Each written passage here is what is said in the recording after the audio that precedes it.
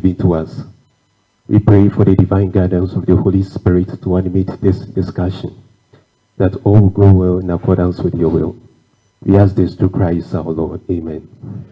In the name of the Father, of the Son, of the Holy Spirit.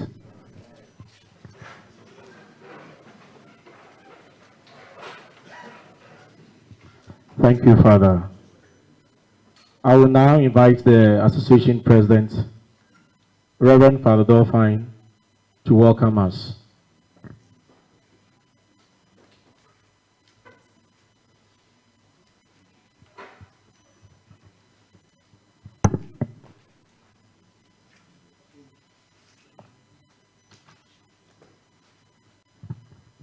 Thank you very much, my Lord Bishop, Most Reverend John Baptist Atakuru, Vicar General, Very Reverend Father Francis Kofi Leme, Priest Personal Director, Reverend Monsignor Joseph John Austin, Deans of the various deaneries present, our special guest speakers,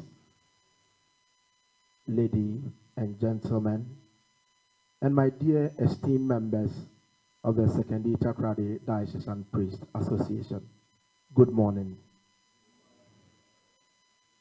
I am pleased to welcome you all to this gathering where you reflect on the theme, improving the welfare of the Sekondi-Takoradi Diocesan Priests, synodality towards prudent investment. As priests, we are called to serve the Lord and his people with love, compassion, and dedication.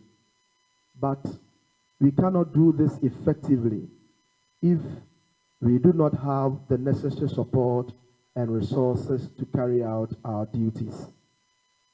The theme for this gathering is particularly important, especially during this season of Lent, a time of reflection and renewal. Lent is a time when we are called to examine our lives and renew our commitment to Christ and his mission. It is also a time when we are called to show compassion and generosity towards one another. Our theme today is a call to action for all of us. We need to come together and reflect on ways to improve our welfare as priests of this noble and wonderful diocese. In reflecting on this theme, I would like to draw your attention to some references from Scripture and the church document that emphasize the importance of caring for the welfare of priests. In the Gospel of Matthew, Jesus says, "The worker deserves his food." This statement emphasizes of providing for those who work in the Lord's vineyard. Similarly, in the apostolic exhortation Pastoris Dabo Vobis, Pope John Paul II writes, and I quote, "The spiritual and material well-being of priests and for the whole church." On to emphasize the importance, with the necessary support, both material and spiritual, their duties effectively. Financial and the prudent use of resources are also essential. The Catechism of the Catholic Church states, "The stewards of divine creation, we are called to the use of the resources entrusted to us in the service of the common good. We should strive to exercise our talent in such a way that there arise a variety of goods, increasing the commonwealth." This is a reminder of our duty to use resources in a responsible and productive manner. Furthermore, the principle of synodality emphasizes the importance of collaboration and consultation among the members of the church. Brothers, we need to listen to one another, respect different perspectives, and work together for the common good. Therefore, it is our responsibility as a community of priests to come together and find ways to improve our welfare. We need to find ways to support and care for one another so that we can continue to serve God and His people with dedication and love. This requires prudent investment, careful management of resources, and a willingness to work together towards a common goal. As we gather today, I urge us all to approach our discussions with an open mind and a willingness to listen to one another. Let us come together in the spirit of brotherhood and mutual support, and let us be guided by the teachings of Christ and the wisdom of the church. Let us also remember the words of St. Paul, who said, "Do not neglect to do good and to share what you have, for such sacrifices are pleasing to God." Thank you for joining this gathering, and I pray that our discussions and actions will be pleasing to God and beneficial to us all as a community of priests in this diocese. Thank you.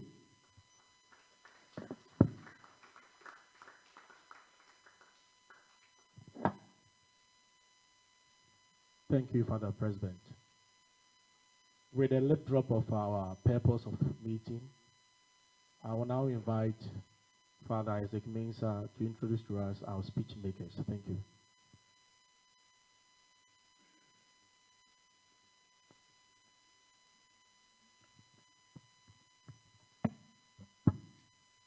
My Lord Bishop, the Vicar General, Monsignor, my dear friends in the vineyard of the Lord, and invited guests who happen to be our speakers as well.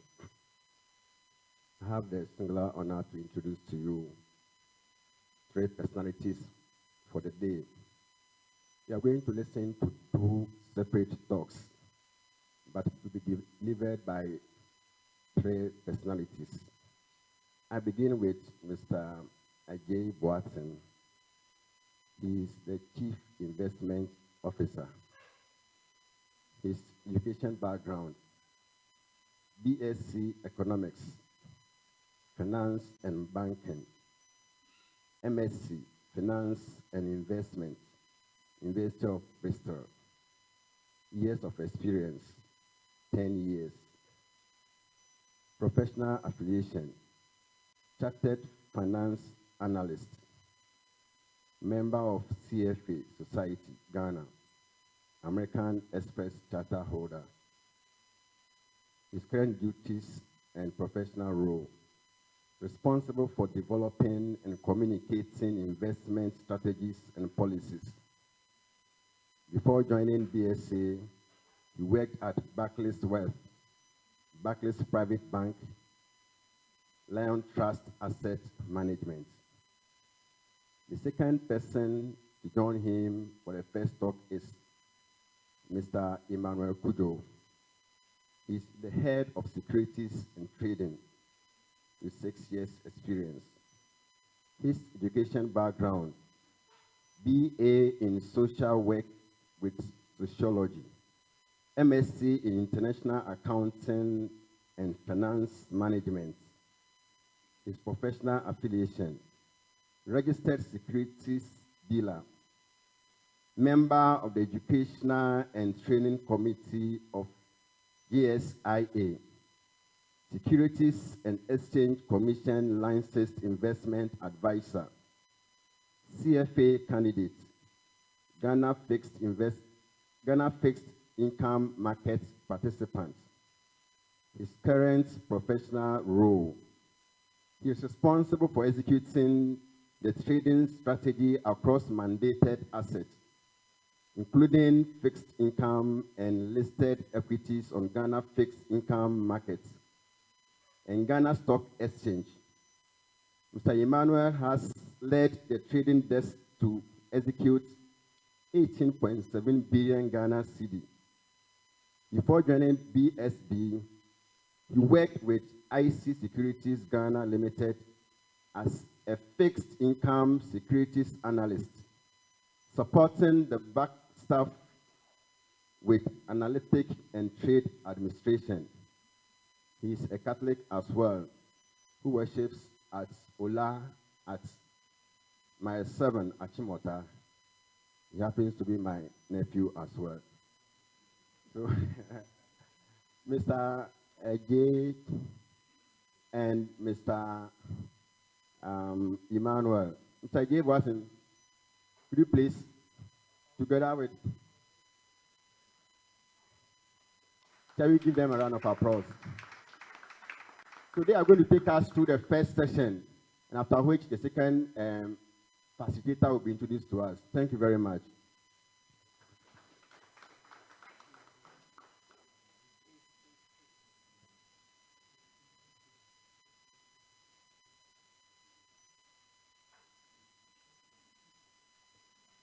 Thank you very much, Father, as we popularly call him Father Mienza. So allow me to call him Father Mienza. I don't know if you can hear me. Yeah, my voice is not too strong, so you have to bear with me. And also pardon me to, put aside the protocol and say, Reverend Fathers, I'm very grateful for you guys having me here. And I'm not just a Catholic. I also competed in Mary's Boys. So, yeah, just here. Yeah, and I can see some of my mates over here. I competed 2018. And also, I have the priest who baptized me at Eziama, Father Ezra, who's sitting over here. And also, I've seen one of my teachers when I was in St. Mary's, Father Mienza, right? Yeah. Who's also sitting at the back. He was a very good social studies teacher. So this place actually feels like home to me. I've attended Mass several times in this particular building with Ernest and Ansa Mesa and my good friend over here. So yeah, this is home to me. And to begin my talk, when Father Menza approached me and asked me to put together something to sort of inform my Reverend Fathers about investment, I thought that was a good call, and it's something that perhaps I cannot renege. So as soon as he told me, I was very excited to do it. Then, I had to engage Mr. Ponsan, who is seated over here. And my engagement with him sort of enlightened me a bit more about the welfare of Roman Fathers.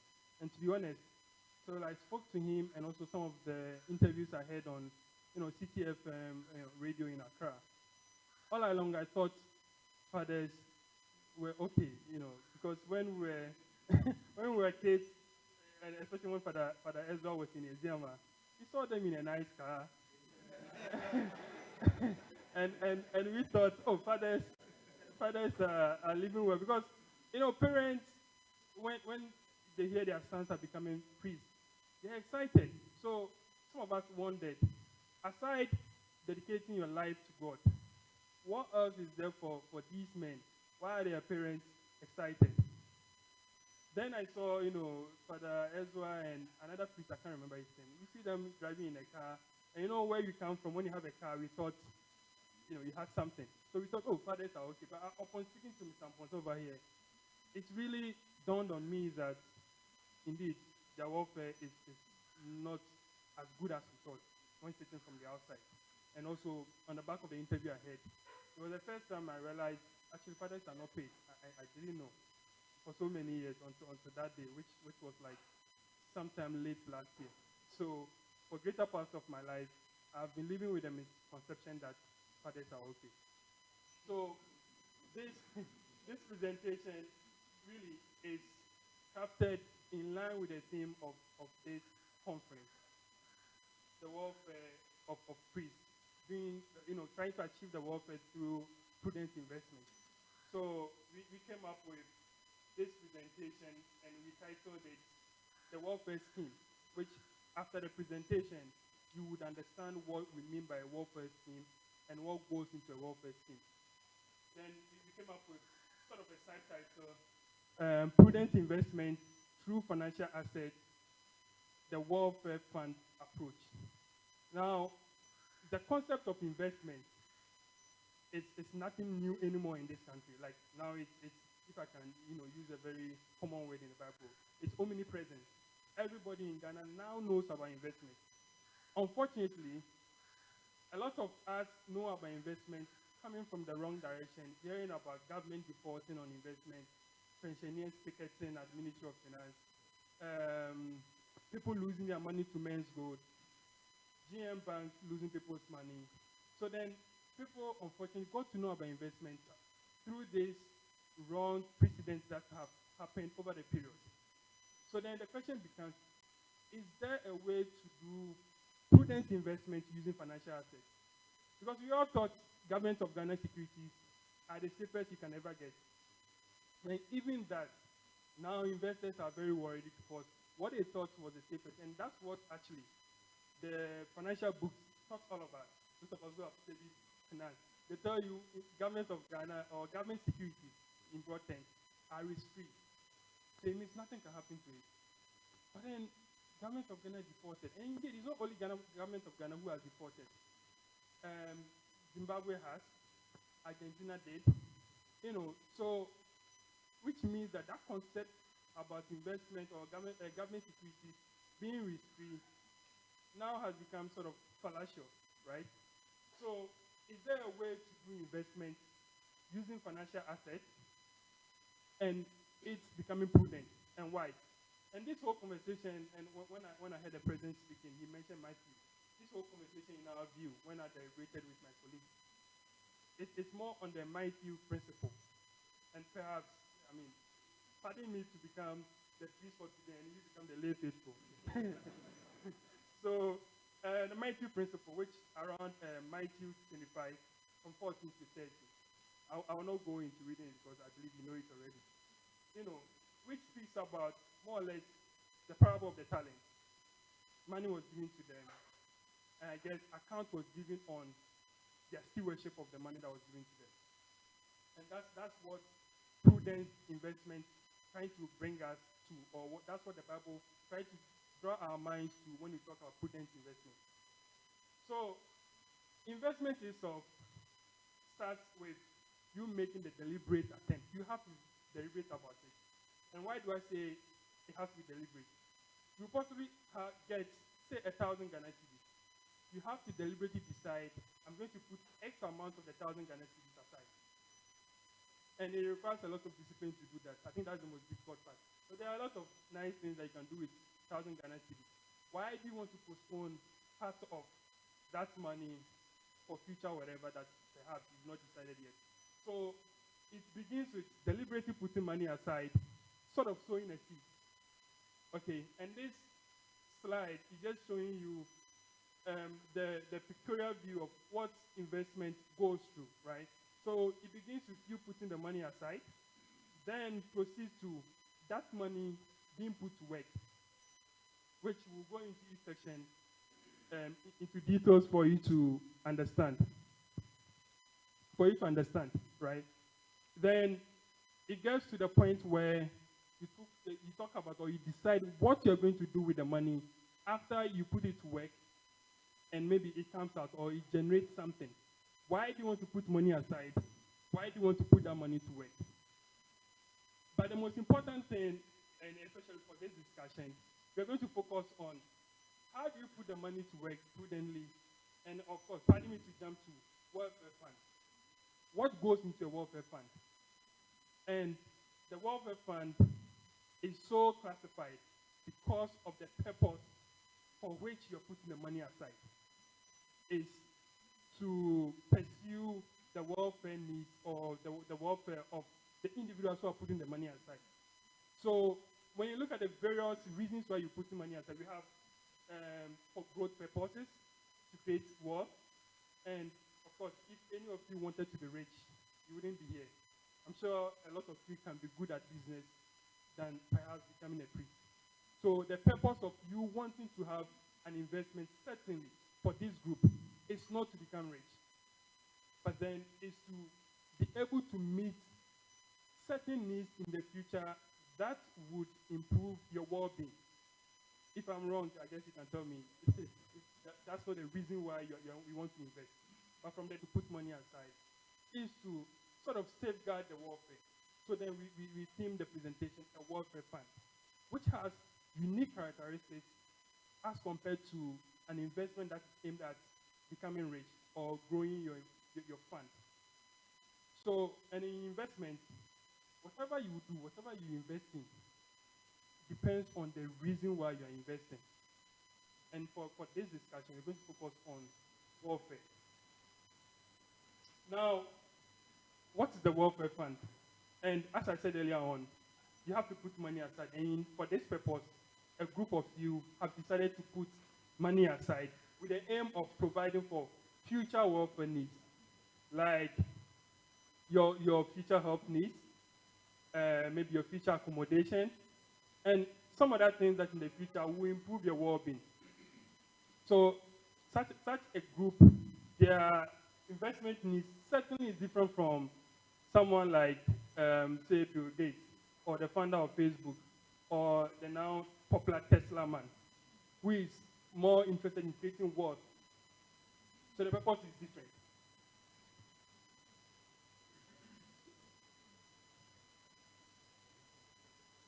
Now, what are some of the benefits of a welfare fund? A welfare fund should be able to give you regular cash flow. So in the future, if you need money to pay for your health bills, the welfare fund should be able to safeguard that. If in the future you need money to meet whatever needs that at that time you are out of service, you're no longer a priest, perhaps you are not assigned to any parish anymore, but with the welfare fund, you should be able to have this regular cash flow to be able to meet whatever needs at that point you require to meet. And I'm sure if you follow the news, you heard pensioners picketing at the ministry. Now, the reason why they are there is they have basic needs like health needs. A lot of them speak about their medical bills and all that. But because they are out of service, they don't have regular income. But then they bought Government of Ghana bonds, which one important characteristic of a bond is give you regular cash flow. So they were using the regular cash flow to pay for their medical bills, pay for their electricity bills.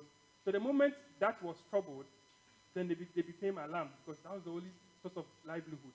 So a welfare fund should be able to give you that kind of cash flow that you can rely on to meet those needs. Then the welfare fund also should focus on safeguarding the well-being of the priest, especially when you're on retirement. And I'm unable to mention all the things that will safeguard your well-being because as humans, we have different needs depending on which stage of life we find ourselves in. So perhaps in some instances, needs in 10 years' time will possibly be different from Father Ezra's needs, of course, because of the age difference. So it's one point of difference when it comes to needs. Now, if you structure a welfare fund, what are some of the things we need to consider? And this diagram is very important in the spirit of prudence. You need to do some of these things to ensure that the fund is well safeguarded, prudence is achieved. Any investment manager who will manage that fund is ensuring frugality and making sure your money is meeting the required objective. Now, the first thing you need to consider is what you have as a board or investment committee. And they, based on the information they will gather from the group, will be able to determine we are ready to allocate X amount to this kind of asset, Y amount to this kind of asset. And this board would engage whoever is managing the fund on the happenings of the fund. They can monitor, and the fund managers will also report to them. So having a board is very important in the construction of a welfare fund. Then the next thing you want to look at is, again, stating clearly what the mission of the welfare fund will be. And if we are going to be very straight about following the mission, we have to ensure that the money is going to be used for what the group has agreed to use the money for. And that objective has to be clearly stated so that the fund manager or whoever is taking care of the fund will know that because of this objective, I cannot put the money in X or Y. I'm going to give you an example. If you create a fund with the intention of growing it, your objective should be you allocate greater part. If you have 100 CDs, perhaps 90 CDs of it will go to stock exchange or various stocks that you think will do well. But if your purpose is not to grow your wealth, it's just to generate or safeguard your welfare in the future, you have no business doing a lot in stocks. Because stocks are very risky. You can wake up the next morning and all the money is gone. Perhaps the price of the stock has fallen. So then it has become worthless. So if your objective is to have a welfare fund and you allocate 90% of your money to stocks, you're doomed. Because in the future, when you need the money, and especially when the stock is not doing well, and sometimes the stocks gain takes a long time for it to materialize. So if it's not doing well within the time you need the money, then the bit about liquidity, it being available whenever you need it, will not be achieved. So the objective is important, it has to be clearly stated, so that you can direct the kind of investment the money you have put aside can be put into. Then the next thing you want to look at is redemption plan. And perhaps the redemption over here in financial world means withdrawal. Okay, so when you want to withdraw money, what is the plan? Who and who has to sign? When can you withdraw? Is it a case that, okay, we want to put money aside, we will not access it for the next 5 years, after 5 years you can withdraw? That can be the plan. Or we want to put money aside, whenever any of our members needs money to meet whatever medical issues, we should be able to access it. That can be the withdrawal plan.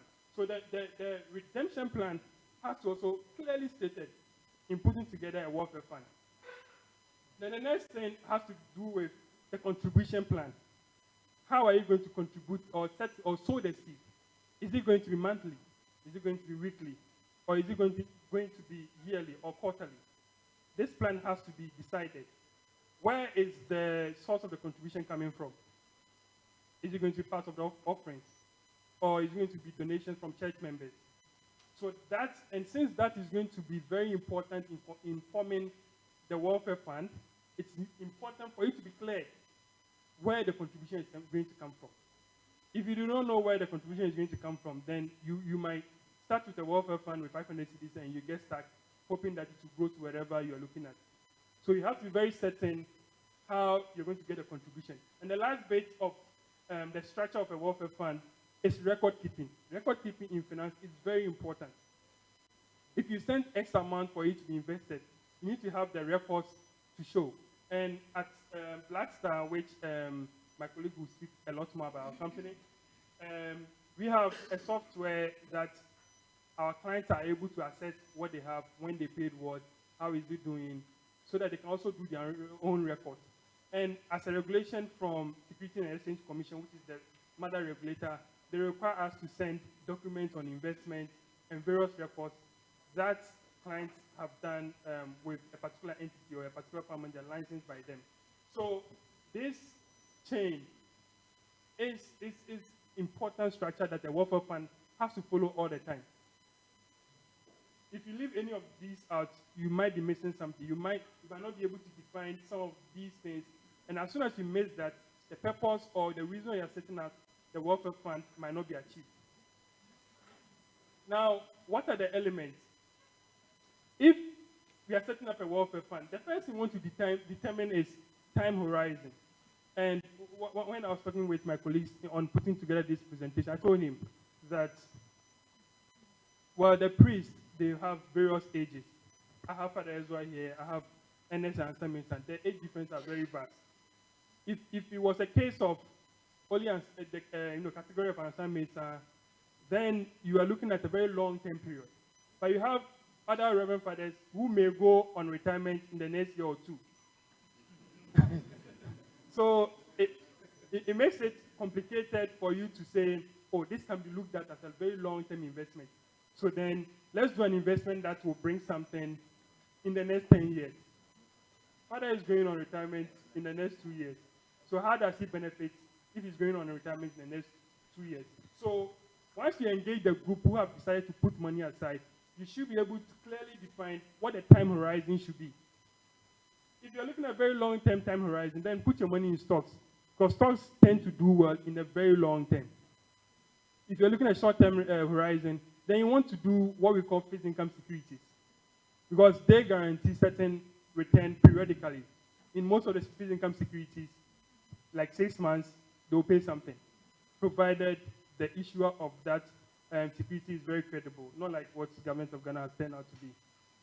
So the time horizon is very important. Then the risk tolerance.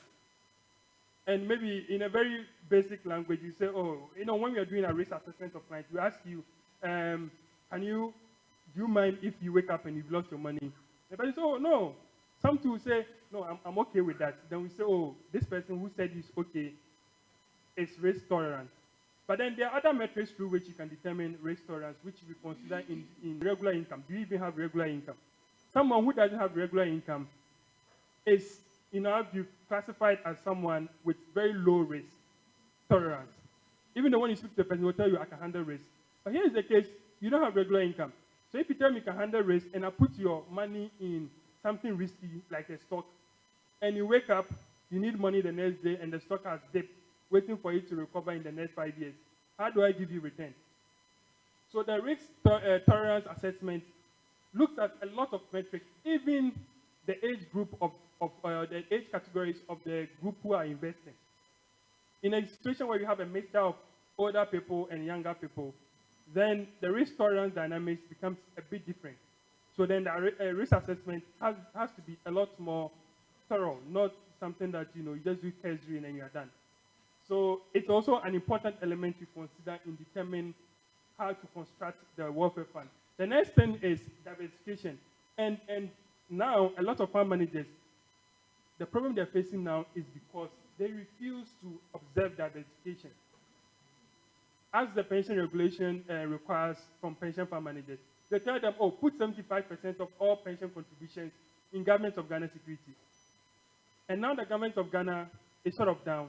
You can imagine 75% of these securities have lost value to some extent, great extent. But then if they were diversified away from Government of Ghana, away from even from the kind of asset they're investing in, if Government of Ghana is down, you have other assets pulling you up. So that's the importance of diversification. And in a welfare fund, because you need a mixture of making sure the money is safeguarded, there has to be liquidity, that's regular flow of cash. Your diversification has to be very, very important.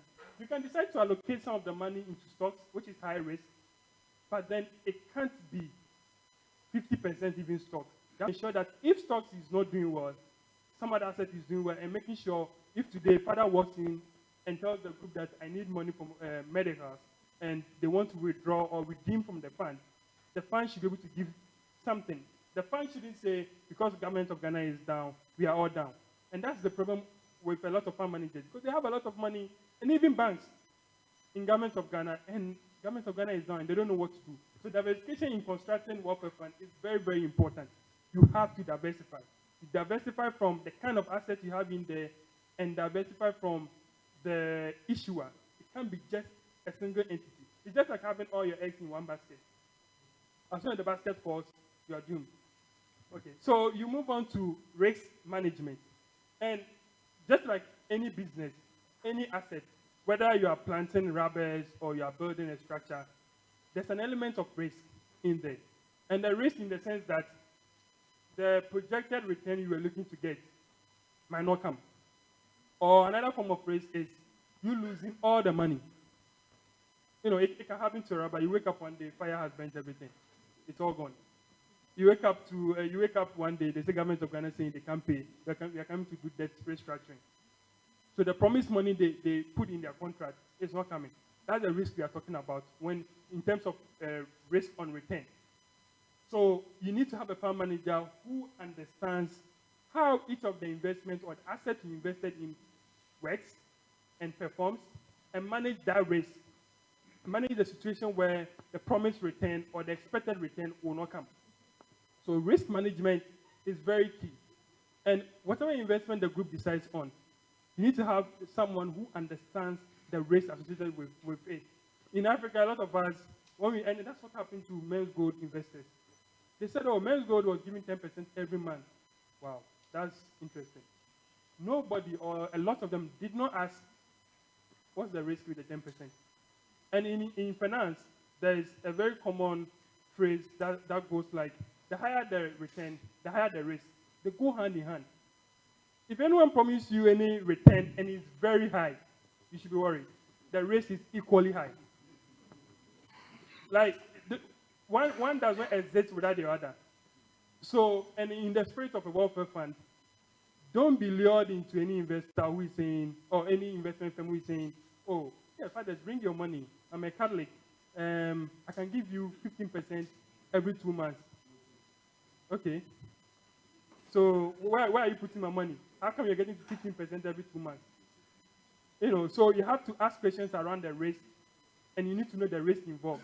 And it's always important to get someone who understands the asset you're dealing in, you know, to handle that bit for you. There's a bit also around operational risk, record-keeping risk, and even the regulators, you know, require us to manage those risks by filing some reports, having entities like custodians who perform separate role where they see over the investment. So if you bought bonds, they're the one watching the bonds. If you have cash, they're the one watching cash. So, and their responsibility is to the ultimate beneficiary of the investment. So even we, the fund managers who work with the custodian, we can get up one day and tell the custodian we are withdrawing so and so amount on behalf of the client. Custodian will tell you, fair enough, I need to see an email from the client or the client representative. Because their ultimate responsibility and the fiduciary duty is to the client, not to the fund manager or whoever is seeing over the money. So this is one of the approaches where various risk management are done within the financial space. Then financial objectives, which of course you have to determine clearly with a welfare fund. You need to know exactly what you seek to achieve, and I think I've spoken at length on that. And of course, importantly, liquidity. A welfare fund has to be very liquid. It can't be in any asset that cannot generate regular inflow. And especially for this group, where we have a mixture of various ages, where any of them can, you know, come and ask for redemption for especially medical needs. So it has to be very, very liquid. And of course, medical reasons is not only for the aged. Now, even we, the younger ones, get heart attack and, you know, various forms of diabetes. So because welfare funds are tilted towards things like paying for medical bills, and it has to be very liquid. And then when I say liquid, it has to be very close to cash. It has to be very close to cash. So then when you are withdrawing it, because it's close to cash, you can easily get cash, not the asset. Because the asset in itself might not be cash. But a liquid fund has to be very close to cash. So these are the key elements we need to consider in forming the welfare fund. Now, what are some of the assets in the financial space that you can prudently put together to form a welfare fund? One of them is bonds. And I believe a lot of Ghanaians know about bonds because of what the government of Ghana has done to bonds, right? But bonds characteristics, the key and the reason why it's suitable for a welfare fund is its regular cash payment. Bond promises regular cash payment. In Ghana, our convention is semi-annual, so every 6 months. So if a bond is issued or printed out and the interest rate on it is 10%, every 6 months, 5% will be paid. So it's semi-annual. That's one important characteristic of a bond. It ensures regular cash flow. And it's important to have it in a welfare fund because that is one of the main sources where you can ensure that cash is regular. Whenever you want to withdraw, there is cash. But if you are putting your money a lot more in the next item, which is equities, sometimes they're not liquid. But then there are other characteristics of equities that, based on the company, behaves like bonds. So in a welfare fund, you want to have an equity that pays regular dividends with established track record of regular dividends. And I think in Ghana, one of the companies that has such track record is MTN Ghana.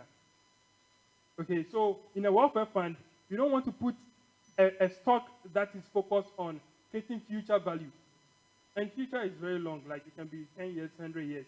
Because you want to ensure that it's liquid enough, as shown in the previous presentation, you want to add a bit of equities that has similar characteristics to bond, ensure regular dividend payment, because that will also form part of the liquidity we are all looking for in a welfare fund. Then the next item, which is alternatives, real assets, which I believe Mr. Amposan is an expert in, that maybe he will talk a lot more about it. But there are other real assets that also can ensure regular cash payment. If you have a building facility in a very prime area, that the rent ensures perhaps every 2 years cash payment. That's also important, or another asset that you can add to a welfare fund in the spirit of diversification. And as I said earlier on, if you don't diversify, you end up putting all your money in bonds, and the bonds go down. The whole basket has fallen, all the eggs are gone. So it's important you spread them across. And alternative and real assets is one of the avenues that you can look at. Then, and again, of course, you can't put all your assets in real assets too. If you have a building and one reckless tenant, you wake up, and as you saw on the news yesterday, Kumasi market being on fire. That's one asset gone, and that's all where you have all your money. So, in the spirit of prudence, which the mighty principle, as my colleague likes to say, speaks about, we have to spread it, diversify it across these assets. The last one I want to look at is cash and short-term securities. Again, you see that a lot of these assets, you have to look at the component that aligns with liquidity. It's very important, especially for this group. You have to make the money available as possible. And of course, the downside of having too much liquidity is perhaps the return might not be too high. If you want higher return, of course, you have to lock the money longer. But if you want lower return and liquid, then the money you have to lock it a bit shorter. But then what the equity element also brings in is sometimes the equities, if you select the right one, and you have to get an investment fund manager who understands which stocks to select. And of course, my colleague who has worked in the UK for Barclays and Lion Trust has focused a lot more on equity selection and has worked a lot more on equity portfolios. So I believe he has expertise in selecting equities that suit various needs. Now, what equities does for you to make sure your fund is liquid, but then the return is appreciable, is equities, because it has an element of higher risk. There's a bit of higher return associated with it. If you select the right stock. Okay, so equities in here means stock. That's another name. So you have to select the right stock that perhaps gives you the regular dividend, but also see good price appreciation, because equity price appreciation and the return mostly are higher than bonds. So the equity should be able to give you good return that also forms the base that ensures that the return goes up even though it's very liquid, and also meets the purpose of a welfare fund. Now, putting your money to work, and I guess that's where we demonstrate how we can help you achieve prudence. And at this point, this is where I will hand over to my colleague, because he is the fund manager, and I'm sure you saw from my profile, I'm more of a trader. I trade these assets. When the fund manager decides that we want to buy this stock, that bond, I do the execution. I do a lot of the transactions. And maybe just to add a bit more, yeah, I've done a lot of transactions in Ghana, helped government of Ghana raise some of the bonds that are putting us in trouble. So I've been on the execution side and worked with the Ministry of Finance for greater part of last year and 2021 also. So my colleague over here, he manages the fund and makes sure the fund is achieving its purpose. So he's more expert in putting your money to work. So he's going to take over from me. Thank you very much.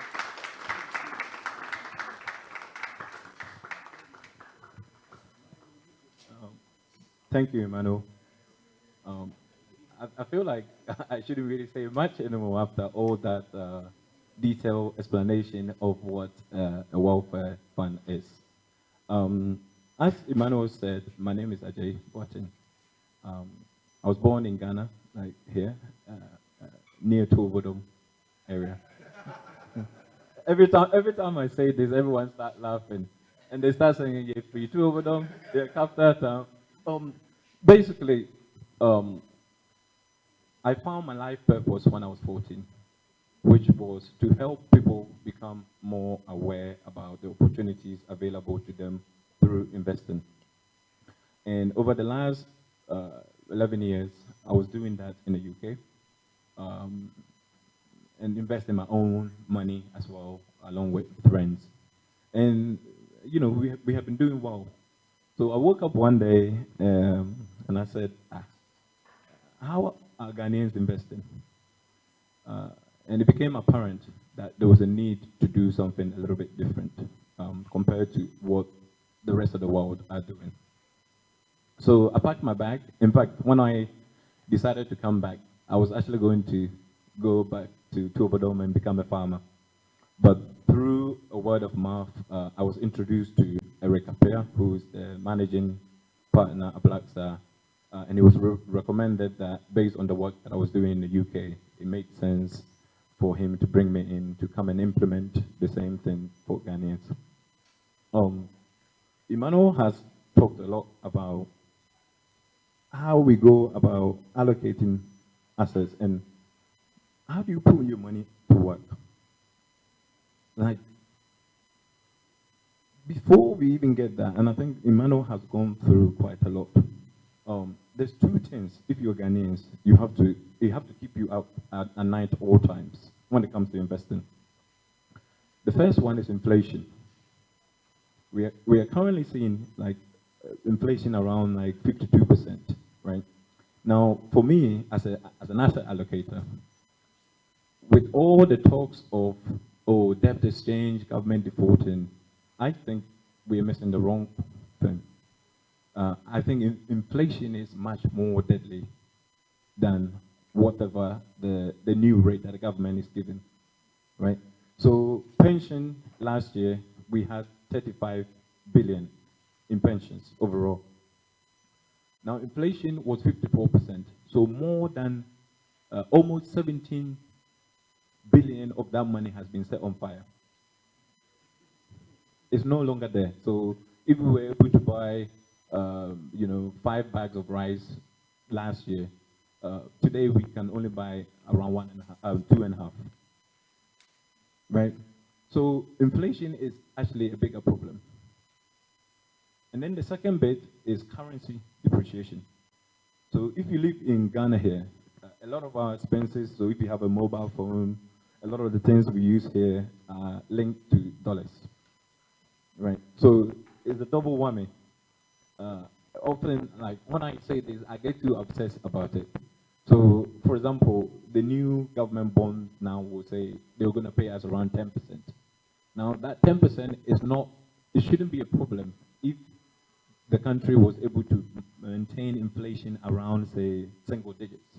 So even if inflation was 5%, at least we're still getting something back.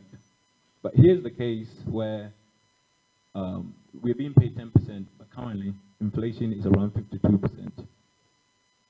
So about 42% of our money is being set on fire again.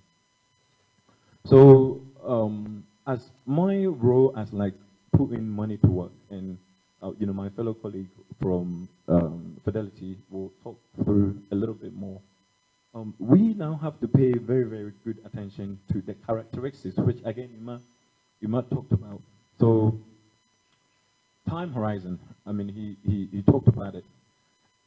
Our job, or my job with Ernestina, is we have to really pay attention to the board of committee that the Welfare Fund has selected. And we have to understand the age profile. So there's an element of liquidity, which is, okay, if we need the money now, we need to be able to get it back, or at least that portion back within the next 24 hours. But that is not the only solution.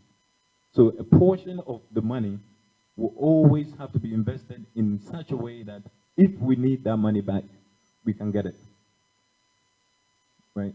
So in investment-wise, typically we will use some treasuries, which is,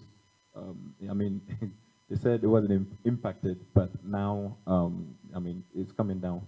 So far, we're working with that. But not everyone is retiring in the next year or two, okay? So that means there's a component of the welfare fund that also needs to grow a bit, right? And there's 2 or 3 functions of the growth side, which is we need to be able to protect against the inflation that we're talking about.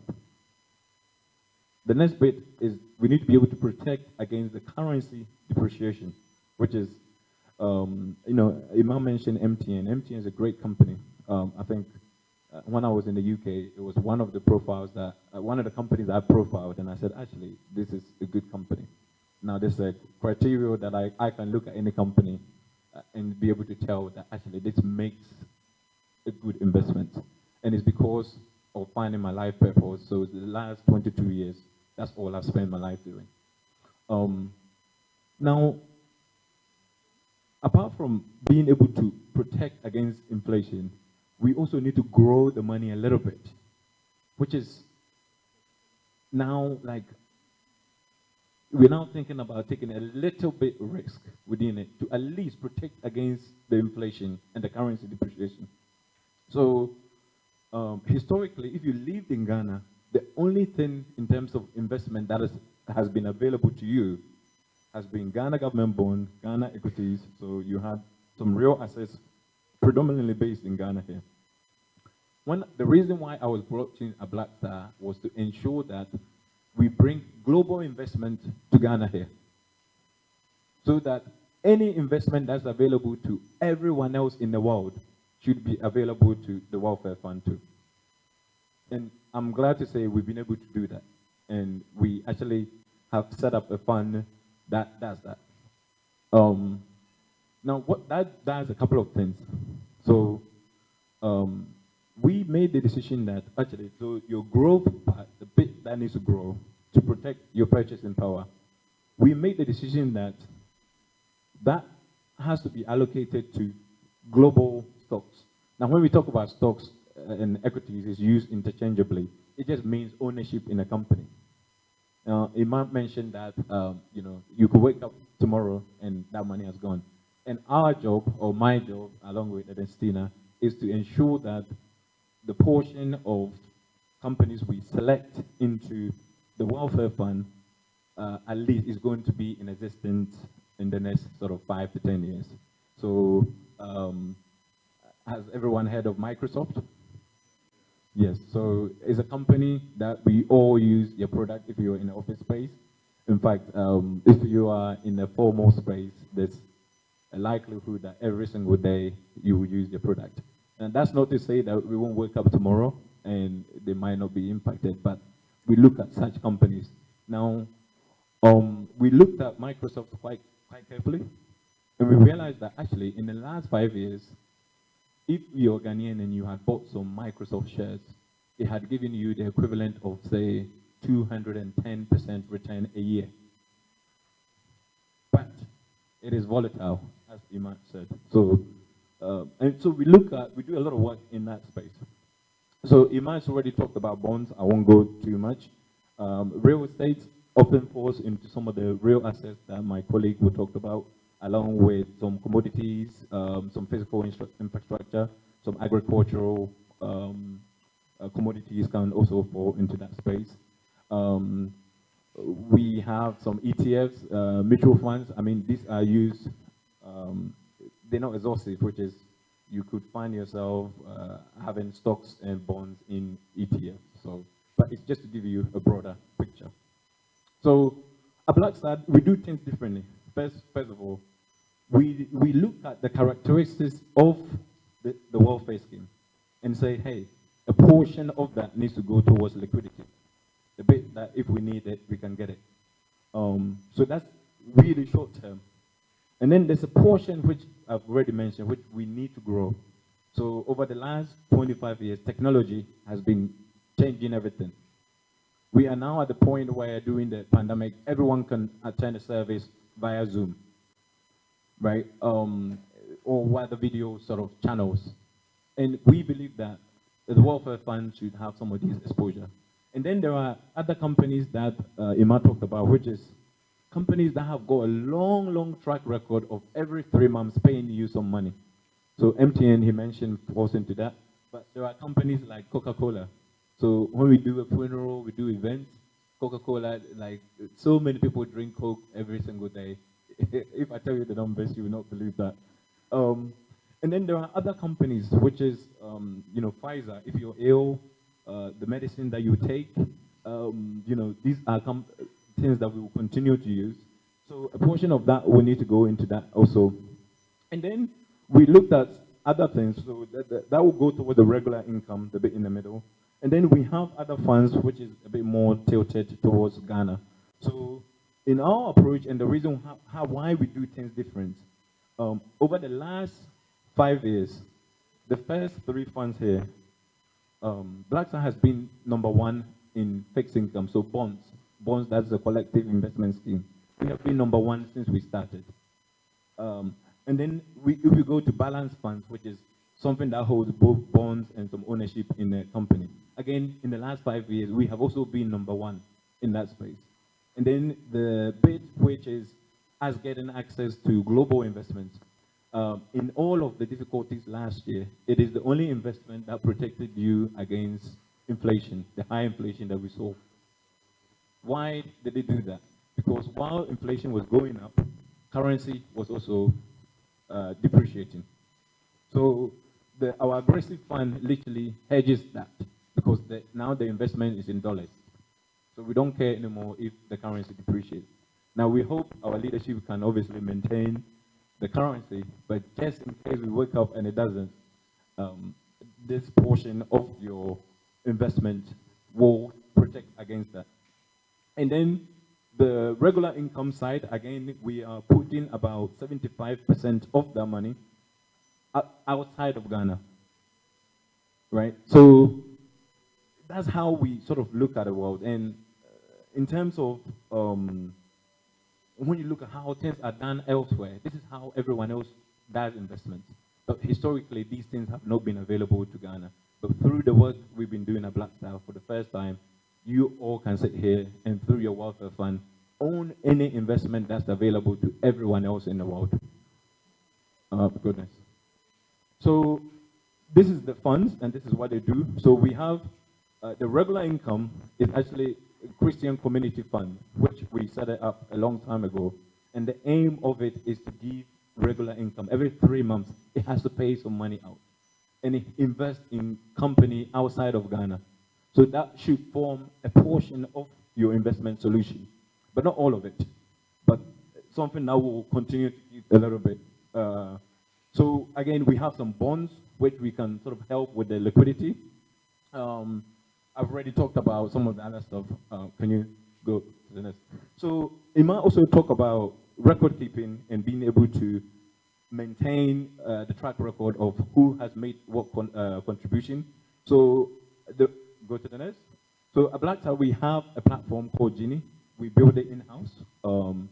A group of really, really talented individuals in the country, and it was just about giving people opportunity. So we have built this in-house in Ghana here, which allows you to track all the contribution that has been made to the scheme. The board of the committee will have access to this. They can see the decisions that are being made in real time. So if the objective says, oh, only put 20% in aggressive growth, and the fund manager has gone their own way and done 50%, the board can see directly that you have breached. Go to the next. In here, you can get a bit more overview, but that platform also is how we are able to give Ghanaians access to any investments in the world. So the moment the welfare scheme gets migrated here, literally, you can pick your phone and now buy Apple shares. You can now buy Microsoft shares. You can now buy, but obviously the fund manager will have to implement that. Next. And it gives you a chance to be able to track the performance over time. And then the record keeping element is built in here so that you're not having to keep papers and pen of having to maintain everything. You can wake up any time of the day and just have everything on here. Next.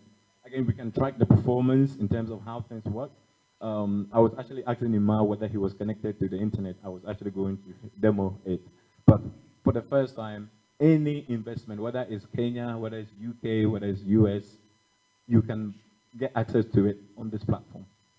Yes. And the bit that we recommend actually that the scheme do, and Ima mentioned this. So we will have a situation where the board and the investment committee sits at the top.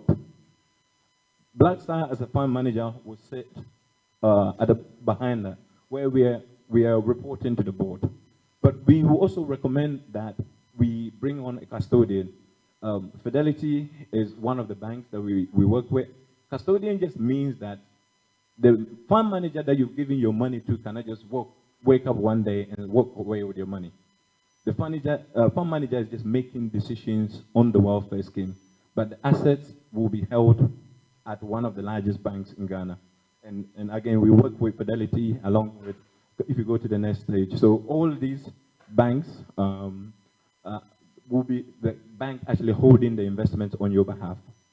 Each one of them, and there's a few of them that we do work with. And it's a safeguarding process to ensure that the assets are kept safe. So that actually, if we then agreed on the mandate with the investment committee and the fund manager has gone their way to do something else, one of these banks at the end of every quarter will report to the investment committee that, hey, we agreed 20% cash, but you are breaching it. So any one of these, again, we already do have relationship with Fidelity. If you go to the next. And we are regulated by the various entity. Whenever I show this slide, I'm often quite challenged because so many firms have come here and said exactly the same thing, but yet we have not, they've subsequently gone on and lost money for clients. And one of the reassuring things that you can all take from this is that in all of the debt restructuring that has been going on, Black Star funds only had 1% of our money impacted. The rest of it were invested outside because we saw this thing coming about like a year and a half ago. So we started moving the schemes we manage to protect our investors, right? So if you go back a little bit, go back again, one more. Go to where we have our funds.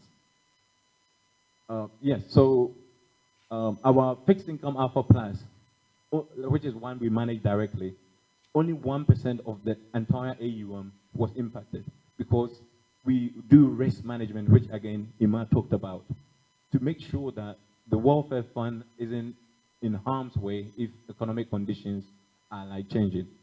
So we actively look at these things. So go back to where we were. Yeah, so we're regulated by all these entities, but again, I think that the comforting thing is that the asset itself will be held by one of these banks. I think that should give you more comfort. And then you have the advantage of being sort of managed by a team who have global and domestic experience, and they can move as the world changes. So here is some of the stats about Black Star. We have over 1 billion currently in management. We manage 5 funds. And we have several sort of companies. I won't go through all of that. I'll go through the next page. We have the #1 fixed income fund, the #1 balance fund, and the #1 equity fund. So in all of the funds, I think we don't have a direct sort of money market fund at the moment, but when we do, I'm sure we'll be #1 too. And that's not to brag, it's because we actually know what we are doing. So we are now at the point where we've been talking to all the fund managers to diversify. So now finally, when we talk to them, in fact, they're the one inviting us to come and share some of the things that we're doing at Black Star with them. Go to the next. So I will go to the last one. So, there's a Matthew sort of 25 to 29, which Ima sort of talked about. But the underlying thing is one of the reasons why we say the rich gets richer, because a lot of it is just access to information and understanding how these things work. We are going through some very, very, very difficult times. And, I come from a very Christian home as well. And for me and the team at Black Star, our aim is to ensure that we work with other sort of institutions to make sure that we can sort of implement the welfare fund so that it meets its objectives, so that like when someone needs to go to hospital, that can be met. When there's a need for, say, housing, that can be met. If it's accommodation and anything else, we can actually manage the scheme to meet that. So I would like to end there, and thank you very much for inviting us.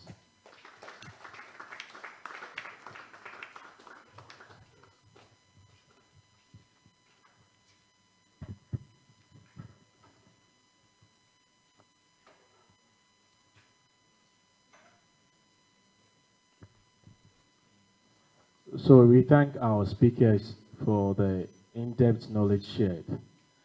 Please, it's time for questions. So if there's anything that you need a clarification on, or you want to make an input, please you can do so.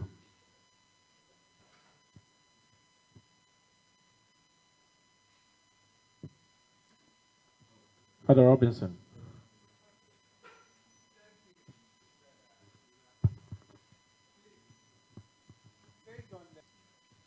For the inflation, the currency depreciation, and other stuff, I want to know if the diocese should invest in Black Star. Can you give us 3 main reasons that will benefit us, when it comes to the welfare aspect? Because currently, looking on the board or on what you gave us, it means we have other funds being kept outside. And now we have it in Ghana. You made mention of Zimbabwe and other countries. So therefore, maybe in future, do we also stand the chance of raising our money? Because now we have the farm manager who is always going up and down. But can you give us 3 main reasons why, for me, the diocese should invest in Black Star Company? Thank you. So maybe just to speak about the other countries that defaulted. Now, the kind of asset that defaulted, and if I'm going to liken it to the Ghana situation, is their respective government bond that they issued. And the way such papers or the ability to pay the promised return on the asset they issued. So again, let's bring our minds to Ghana. Ghana issued various bonds, I guess with the exception of T-bills that has been safeguarded. They issued bonds, and the difference between T-bill and bonds is just the time difference when the money will come back. It is called T-bill because it has very short term period, so 6 months. So it starts from 3 months, 6 months, then now 364 days, which perhaps 1 year. Those are bills. Anything beyond 1 year is called a bond. But then the fundamental thing is, it was government of Ghana who issues all of them. As soon as the economy went into trouble, our debt was in the roof, over close to 100% of the GDP. Inflation was around 52%, currency depreciating terribly. That means the countries in financial parlance, we say fundamentals. What is holding the issuance is in trouble. And it was the same thing for Zimbabwe, Argentina. No, actually Zambia, right? Yeah. It was the same thing for Zambia and Argentina. And some other countries that defaulted, they have similar characteristics. So in terms of the default or your investment getting into trouble, that's why we the experts or those who work in the field, should constantly assess if in the event that you have invested in Argentina, we need to look at their numbers. And we have a lot of precedents for us to determine where this country is heading to. If Argentina's currency is depreciating 100% within 3 months, that is a clear sign. They are heading into the ditch. You need to move your money out. If debt to GDP is crossing 100%, and the debt to GDP sometimes, when we hear it, people say, oh, now debt to GDP, it's simply as this. Let me use the church. If the church is able to collect offerings, say to the tune of 10,000 Ghana cedis every month, Meanwhile, the monies the church has borrowed from, those who provide service or those who sell microphone and all that are around 20,000 Ghana cedis. It means the collection you collect is just 10,000. Meanwhile, you are borrowing 100,000. So in this instance, your debt to GDP will be like 200%. You have overborrowed more than your money can pay for. And once your money cannot pay for everything you have borrowed, you're in trouble. It means you can't pay. So debt to GDP is a very important metric we look at. So, as part of our job, we need to assess every asset and its fundamental.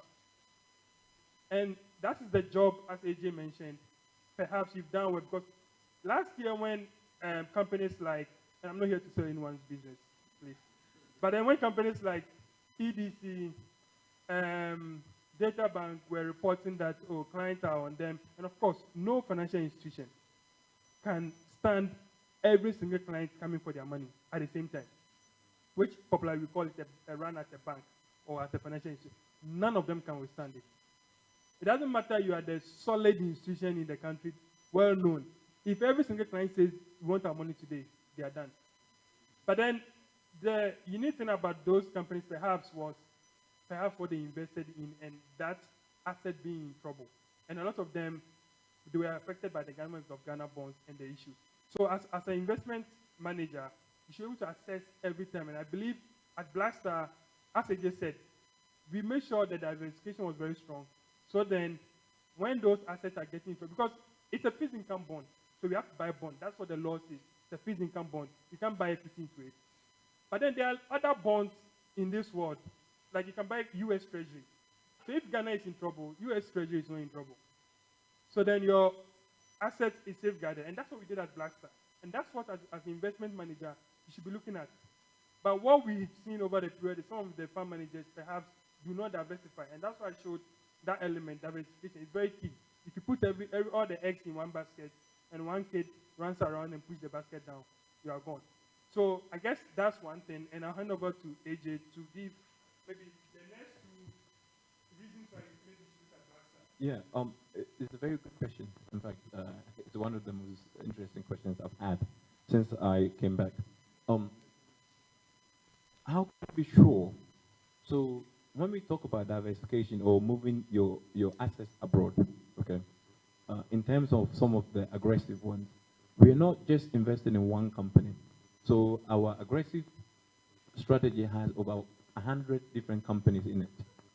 So even if one of them default, and we're not going to say one of them is like, there isn't a chance that one of them might go bad, or perhaps two, or even 3 or 4, right? But we don't foresee a situation where all 100 are going, if that happens, that means the world has ended, right? So that's one of your risk mitigation. But the reason why we think that is more attractive is that we've done our work, and we think that Microsoft is perhaps a better investment in the long term than giving your money to Ghana government. So it should address the component of your growth side. That is not to say that we don't value or the Ghana government bond doesn't have a role to play in your investment. So it might also have hardly answered that question, which is, because we now have access to every investment in the world. If the example that Ima gave, we are seeing that the quality, the issuer quality is deteriorating, we can buy US treasuries. We have the flexibility to move quite quickly to adjust that. So that's number 2, which Ima also mentioned. And then the final bit is that the custodian service is actually, your asset is held with the custodian. And the check, that puts checks and balances in us to ensure that we're doing exactly what we say we're going to do. I hope that answers the real question. The checks and balances are predominantly, so we and the board of committee and the board members that you select on the welfare scheme will sit down and say, hey, maybe 20% of the participants will retire or are already in retirement.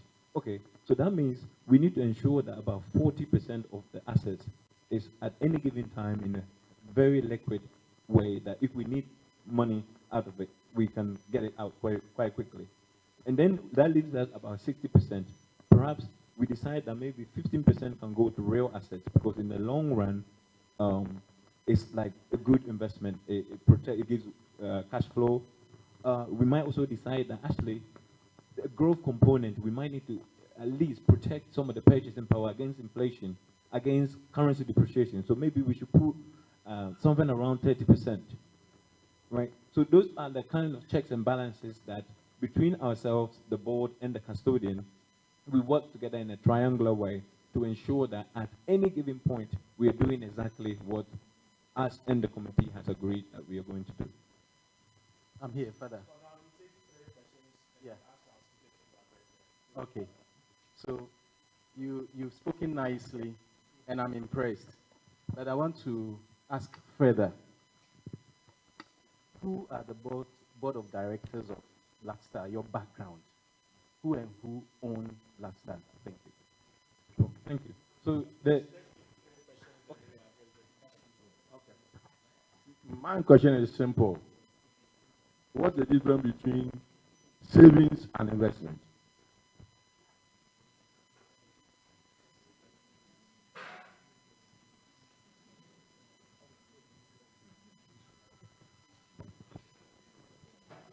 last question.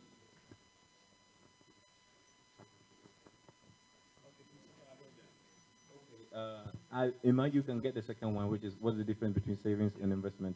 And then the first one was what's the ownership structure at Blackstar? I think this is quite well laid out. In fact, it probably should have been the first one we said. The fund, the company itself was started by Charles Dubois. Charles Dubois.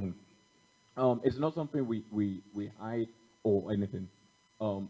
I have been the chief investment officer for the firm over the last 18 months. If he saw me on the street today, he wouldn't know me. I've never seen him. I've never met him. What has happened is that he's handed over the firm into Eric Apowa, who actually sought out me for me and brought the likes of Ima, who is, in fact, there's a secret that I should probably share with you. There's been a lot of conversation in terms of when Blackstar came over, or when Charles went into public office. You know, all of a sudden we came from nowhere, but we're now doing so great. A lot of it is to do with the fund that I just showed you, Fixed Income Alpha Plus. That's because we aggressively trade every single day, whereas others just buy and hold. Ima is he's the actual person, but maybe Ima should speak on it. He's the one that actually do those transactions. And as a son of your own, he'll be able to confirm that for you. We do things significantly differently to everyone else.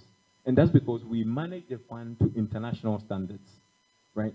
But since he went into public office and since the subsequent issue, he's never been involved in the fund, in the firm. I personally have not met him. I don't know whether Ima, you've met him. And then the second question is, what is the difference between savings and investment? Yeah, and just to add, yeah, I've been at Blackstar since 2017, and again, I've also not met him at office before. The only time I met Charles, funny enough, so we were engaging a client over lunch in somewhere also in a restaurant. Then he walked in. I know him, but he doesn't know me. And that place is very popular, so the place was filled up. And he was walking about looking for a seat. While I was seated with clients, and I was just looking at him, walking about, looking for a seat. And he doesn't even know a company he started. I work for that company. So that's the only point I had a physical contact. And of course, I couldn't say hi to him because I was with the client. Now, and it's a very valid question. And I'm sure as part of whatever you do in perhaps selecting who should handle your welfare fund, whether Blackstar or another entity, you will do due diligence. And you will come across his name wherever. But then what is very key is the company is being managed separately from him. We have not had anything to do with him or met him anywhere before. And AJ being Chief Investment Officer, Mr. Apowa being the Group CEO, we have Nana AJ, who is also the CEO of my unit of the business. They have been running the company since 2017 when I joined and he became a minister.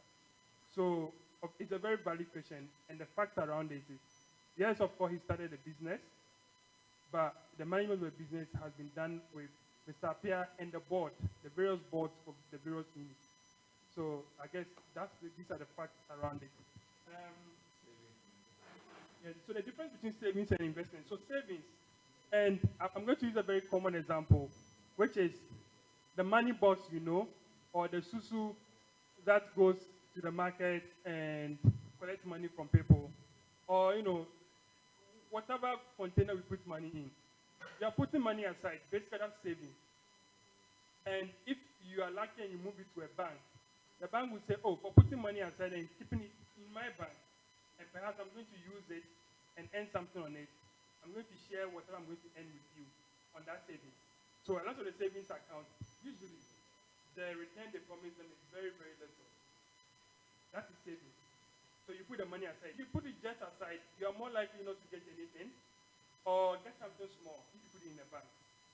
However, investment, you will do it with a particular purpose. And you put the money in a specific asset that meets the purpose. And that's what we do.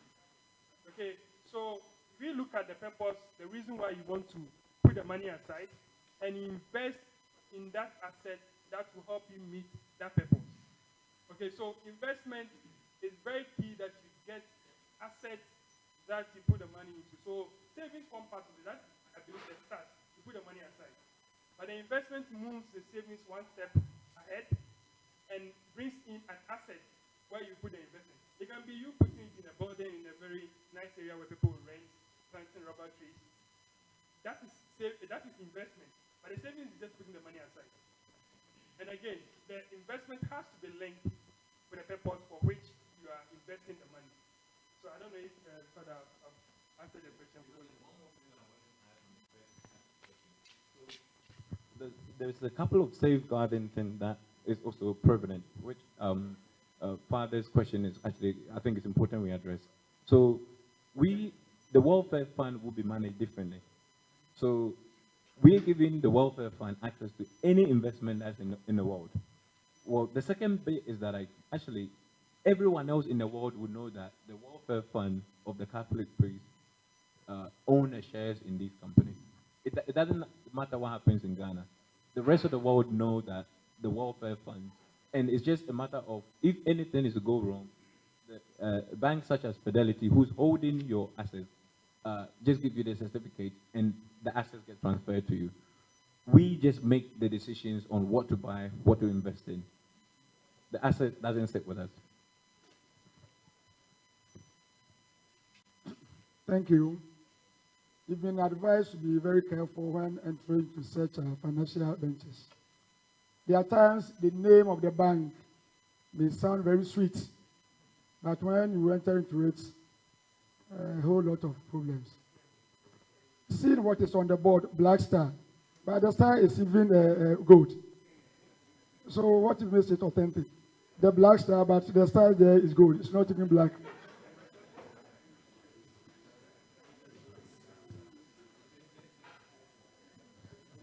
Hello.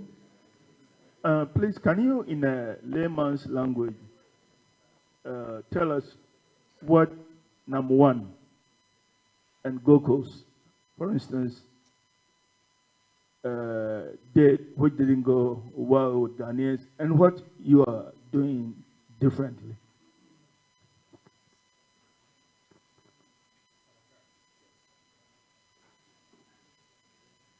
Yeah, thank you very much.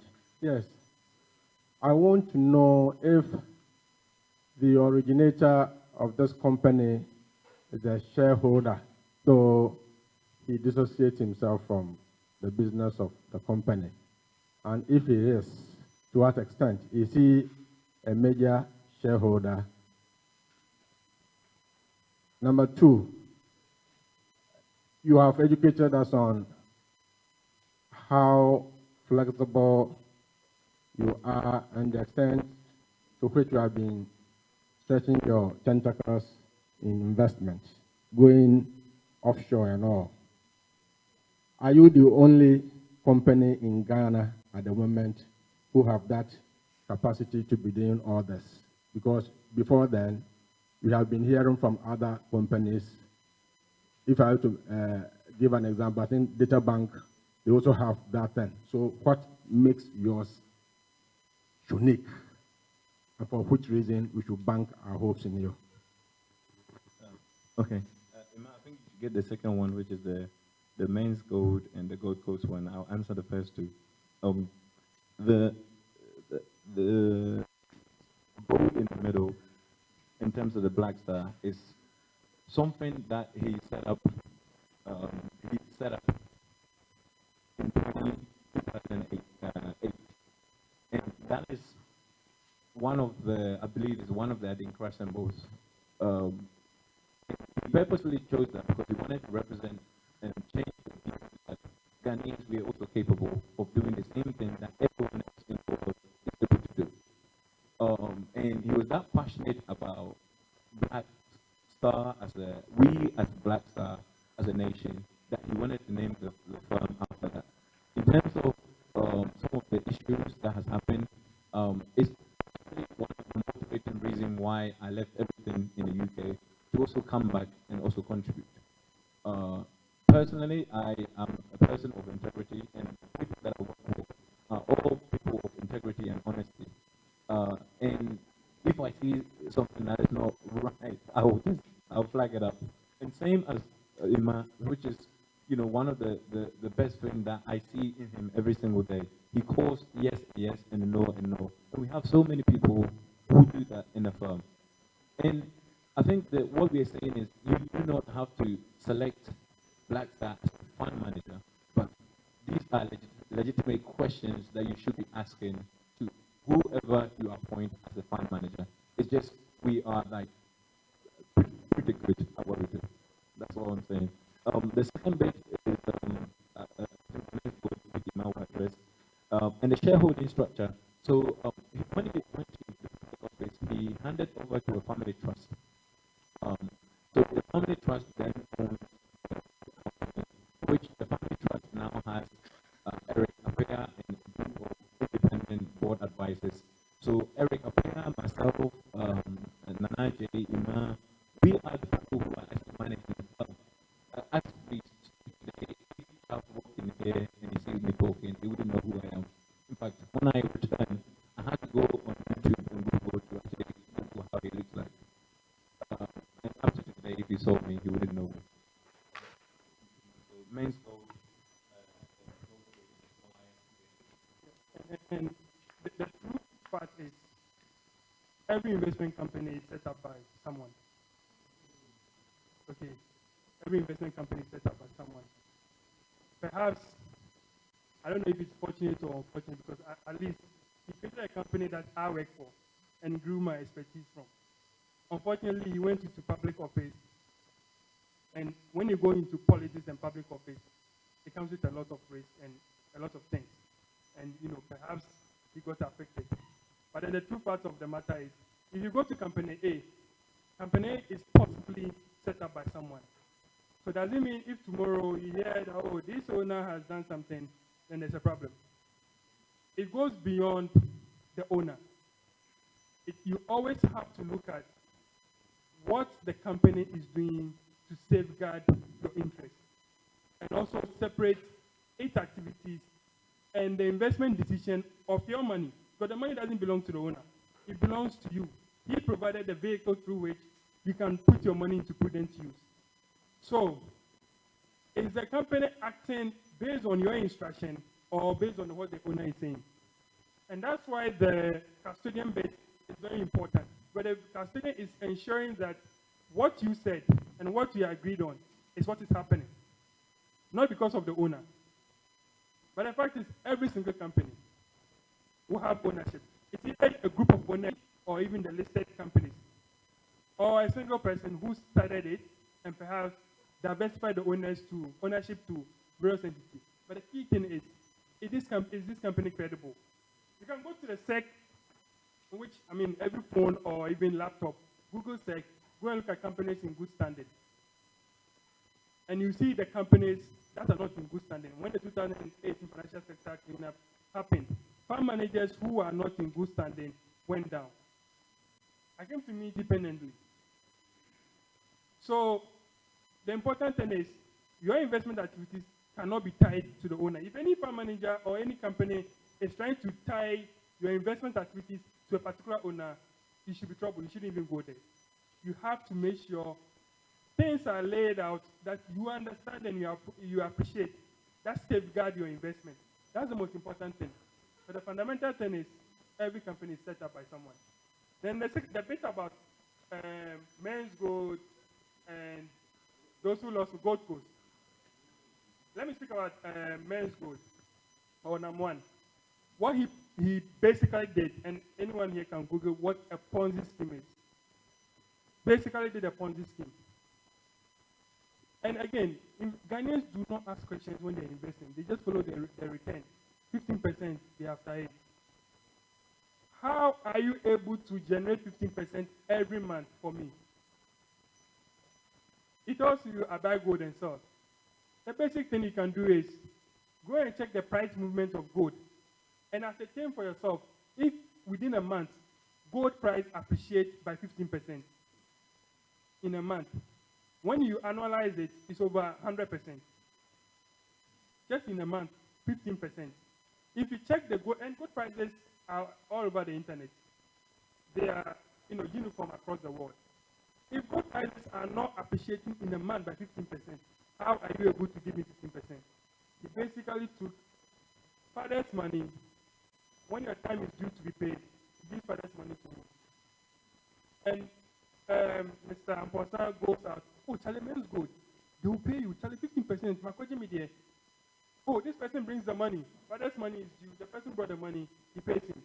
And the cycle continues. So the moment government stops him from collecting money, now he can't get money to give to anybody. So there wasn't real assets behind the whole investment scheme he was running. So again, you need to understand the asset behind it. He says he buys gold. The basic thing you can do, gold price is 15% in a month. Is it even possible? It can be in a month. But then is it consistent to ensure that over a year, every month 15%? These are prices move up or down. It can't be the case that 15% will be sustained. That must be a price that's being controlled by someone. So these are some of the things that separate what one is. And I don't want to because of GN's situation or Gold Coast. But what was very apparent was, first of all, as an entity regulated by SEC, you are not supposed to promise returns. And if you meet someone who works at Blackstar and tells you, I can assure you that the person is lying. And you can report the person. And it's not allowed. You can't do that. The kind of investment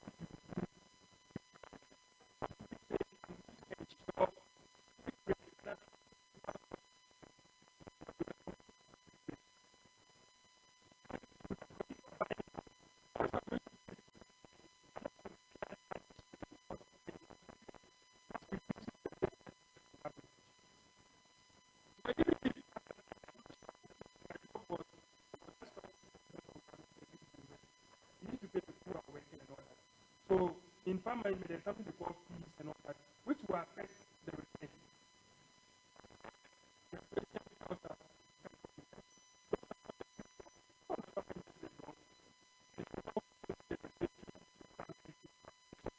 Not managing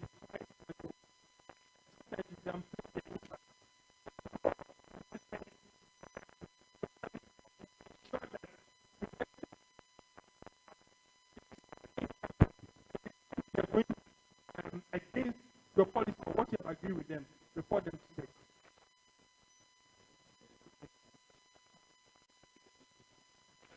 Of course, we are not the only company. We have the likes of Data Bank, we have the likes of IC, where I used to work formerly.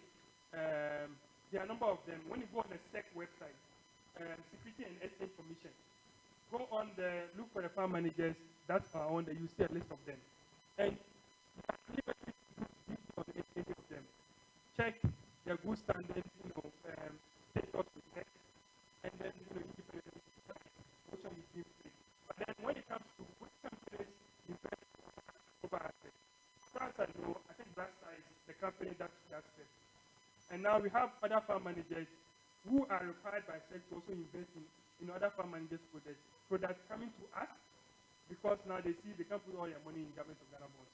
So tomorrow, for example, AJ is doing a presentation to Petra Access Pension Trust in Accra, including other trustees in Accra on some of the assets that we have, because they want to understand it and possibly allocate money to it. But when it comes to divest over 10 years, so that's what we want to manage that aspect of the business. So having the staff that understand the source, how they work over there, is also an important thing.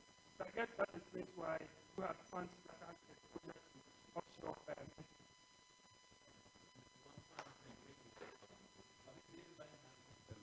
a regional one. So they invest in other African countries. So they have some holdings in maybe Kenya. But we took a different approach, which is we sat down and we thought, actually, some of these countries have the same characteristics as Ghana.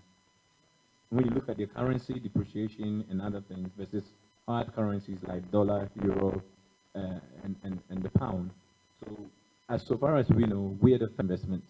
We will not take any questions again due to time.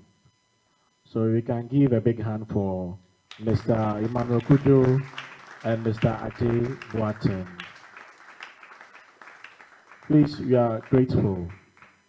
Brothers, please, you are with. I think we've had a very good morning. So I would say that we do not have silver and gold, but what we have representing our faith and security in the next world is what we want to give to you, to express our gratitude to you.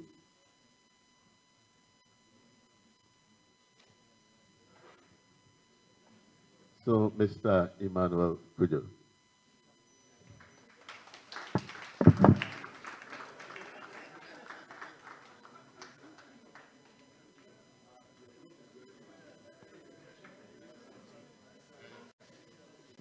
And Mr.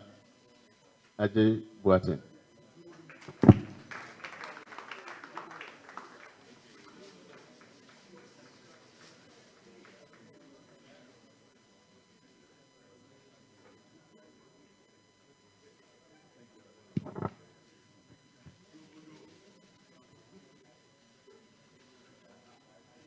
We thank you, our Vicar General. Father Isaac Mensah will now introduce the speaker for the second session.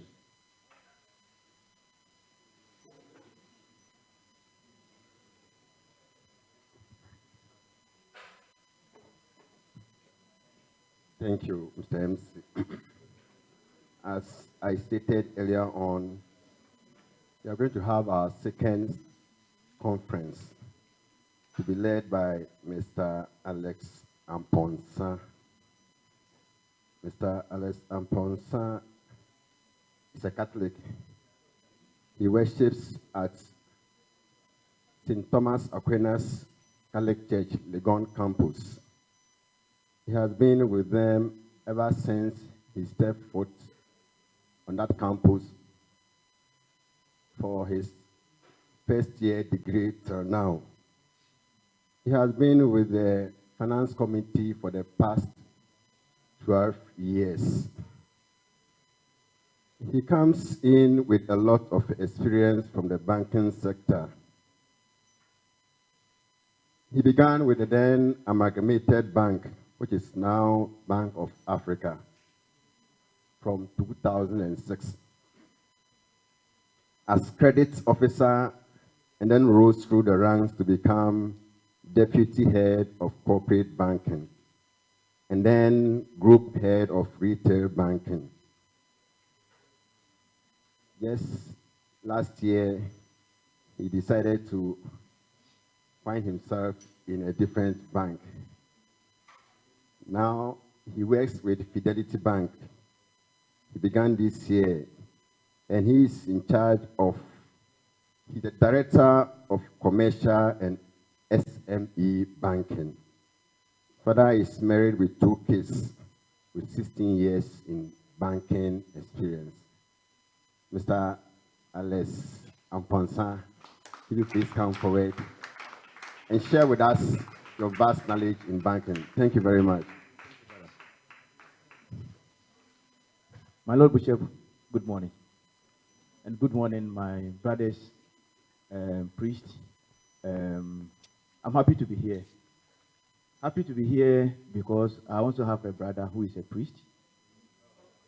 Our firstborn is a Catholic priest. I'm sure some of you may know him, Cosmos Osamponsa of Konongoma Diocese. Cosmos Osamponsa. That is our firstborn. Our firstborn means that, and actually I'm the lastborn of the family. Yes, so I am really, and I have a lot of priests who are friends and also are brothers. And I'm not here to ask you for a business, but I'm here to prick your mind on very important things that is about your own welfare, your own welfare. When Emmanuel was talking, he said that he thought priests were doing very well. Yes, it's true. When we were growing up, we thought, until my brother went for further studies in Italy, and he asked me, I wrote a letter, then it was not mobile phone, we wrote a letter and it takes days before he gets there. Because he was coming home, then I put my foot on the paper, cut it, and I thought I was going to get Italian shoe. Because my brother was in Italy. And then he came back and there was nothing. No shoe for me. I was really disappointed, but later on when I grew up, I got to know that it's not what we thought. It's true. We understand what the situation is. You'll be fortunate to find yourself in a well-endowed parish as a priest. But if you are not, and you find yourself in a deprived area, remember that your former, this is the so if you find yourself in a very deprived, if you find yourself in a very deprived parish, then you know what it means. But that is the call. Probably at a point in my life, I was waiting for the call, but I didn't receive it. I remember when Archbishop Kofi met me on Legon campus. When I was doing my national service, I did it in Josomine, and Josomine is very close to the Spiritans, Spiritan Institute in the philosophy in Joso. So that's where we used to go for Mass on Sundays.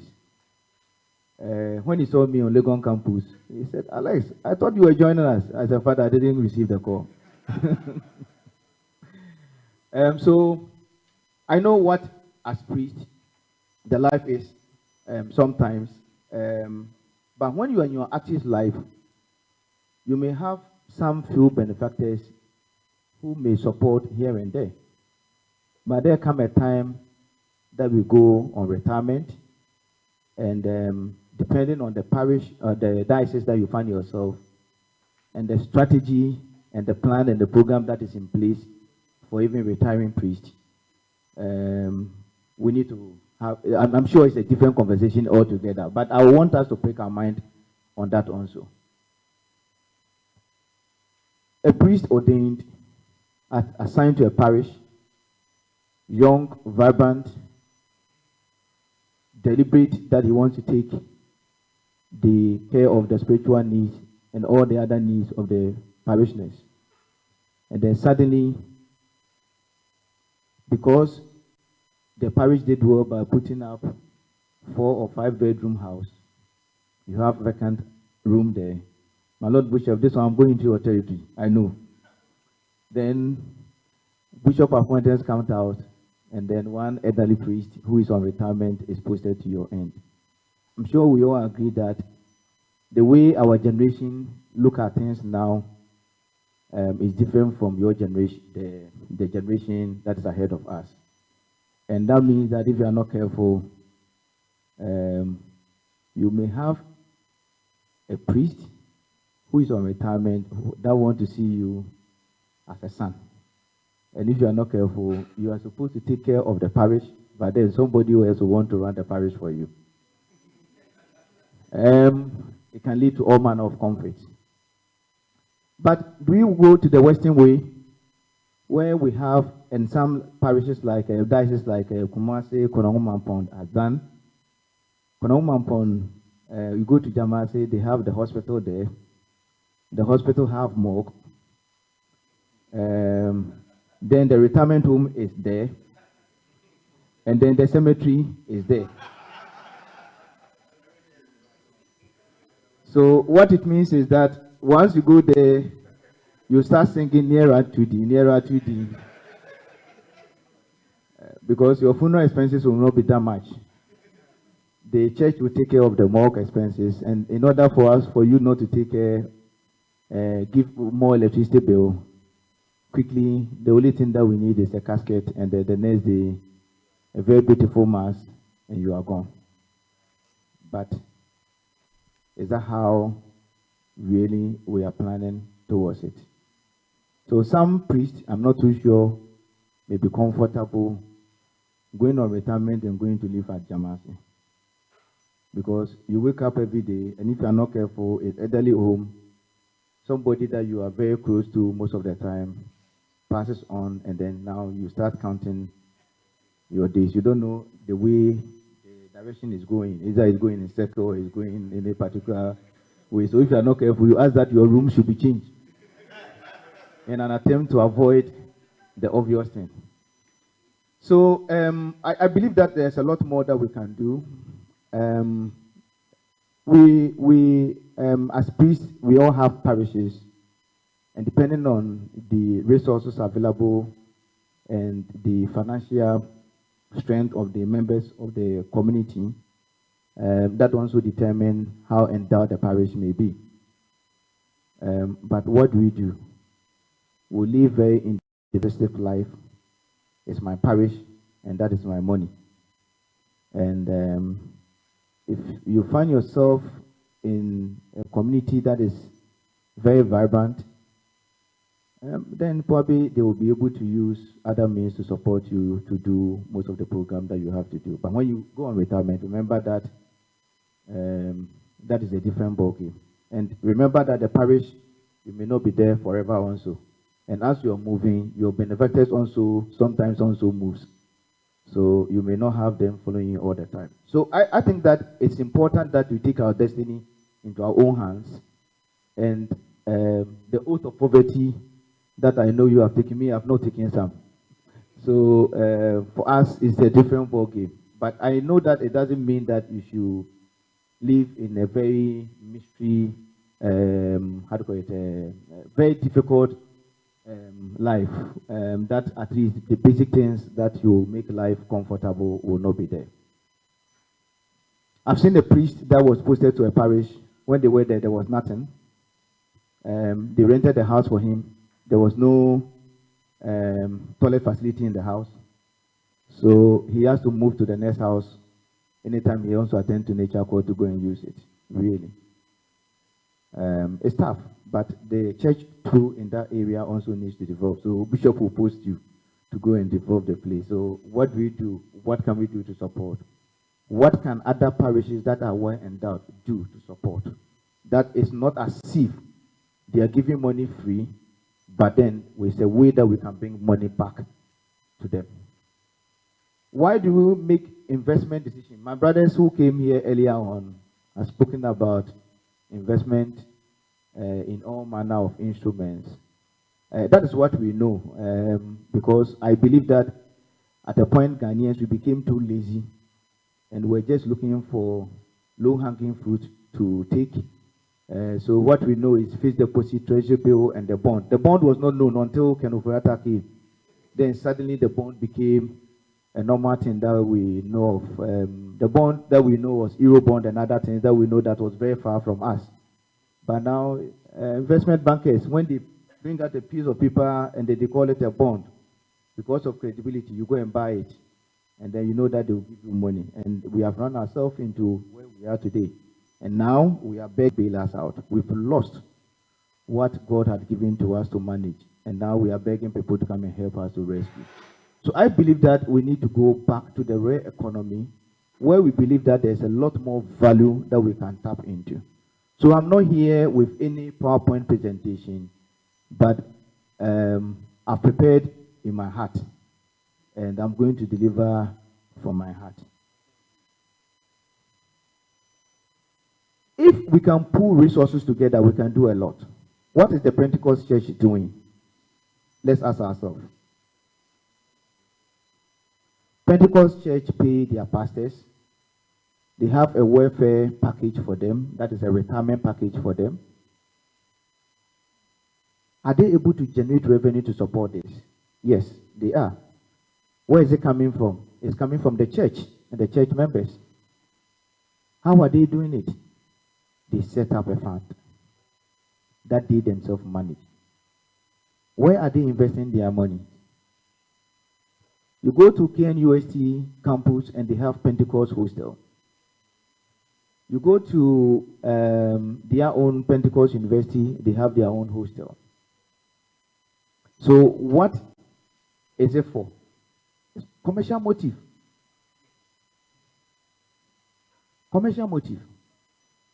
So if we decide that we want to be very individualistic, and I'm at, I don't want to mention any parish name, so that you will think that maybe, unfortunately, maybe it will be used as an example. But you find yourself in a particular parish that you think that you are well endowed and you are okay, and you are keeping your money to yourself and what have you. And if the bishop want to tax you, then the trouble start coming in that, and then you're just getting a normal budget to call diocese.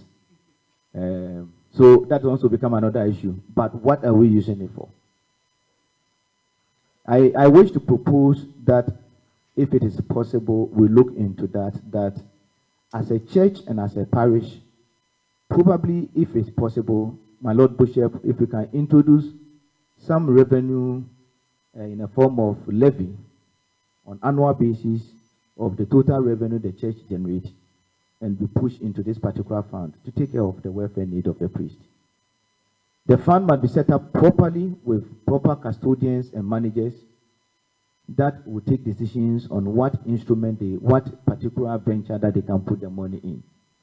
I belong to the real economy, so I will not talk about bond, T-bills, and fixed deposit. But I will talk about the areas that we can invest in. Takoradi has become a cosmopolitan city now. There are a lot more people who are living here that are renting properties. They are doing very well, but because they are not from here, they wouldn't want to put up a house here. There are others who do party and other things and wouldn't want to do their home. They want to go to event center. Why? Because of the cleaning up that is involved. Loved ones passes on and people want to do funeral. And how do you manage that? The only thing that we know is that we come to the church, we do that, and some offering will come in, and after that they put the body and go. That is the end. But truly, transition has proved to us that it's a whole commercial venture that we can make money out of. Can we think about that? So the first thing that I spoke about, I'm talking about properties. And the properties, please, don't do residential properties. That is for people who are coming to rent to stay in a place to work. I will not advise you. The legal regime in that particular area, and then being also a priest and a religious body, will not allow you to throw somebody who cannot pay rent out of the house. So don't do it. If you go there, the moral principle will catch you, and then suddenly, and a father, and you must say, "Na mama time, father Simbitu." The next day, you're on the radio. Father, any akoma or in pabone, sika no odwen ho. Don't go there. The moral principle will not allow you to go into that area. But go to commercial. Go to commercial. It is possible that we look for commercial areas that we know is coming up. Put up stores. It works. If anybody has been to Kumasi in recent days, Kumasi Methodist Depot is around KJTR area. Now the church building, I'm sure, is smaller than the commercial area around it. That whole area, the compound, has now been turned into stores. And annual rental that they charge is significant. So that is one particular area that I believe that we can look at as rare sector investment that we can do. So if you're looking at the real estate, we are looking at the stores and we are looking at the hostel facilities. These are the areas that I believe that the yield is good. It takes such a long time for you to actually recoup everything. But when show comes to show, your value is not only the rental that you are getting, but also the property itself that you have also actually done. And we are living in the part of the world that value of properties do not depreciate. Even though in accounting principle, in the old accounting principle that we depreciate it on an annual basis by 5% or what, we know that in real terms now, when you value it annually, you gain value in the property. So there's a value appreciation in the property itself for you. Meanwhile, you're also getting your rental income from that. And that is also another very good area that we can look at. If anybody had been to Holy Spirit Cathedral of late, the priest has done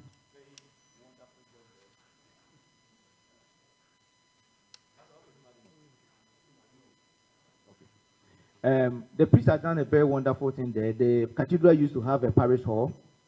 It was basically not up to the level that you can get corporate organizations and individual wanting you to use it. Archbishop posted a new priest to the place. I know him very well. Father had turned the place around now, and I'm sure some of you might have seen the video of the facility on social media. It's a highly sought after place now for corporate meetings because of the facility that they put in there. Wedding receptions, corporate organizations wanting to do seminars and what have you. And because of the location of the cathedral itself, Adabaka is the center of all the commercial, where the commercial activities happen. So really, it should not be difficult at all for you to get numbers coming in Monday to Friday to make sure that you get. And the corporate organizations will pay for it. So suddenly, that has become a big competitor to Christ the King. That used to be the only leading conferencing facility for us within the city.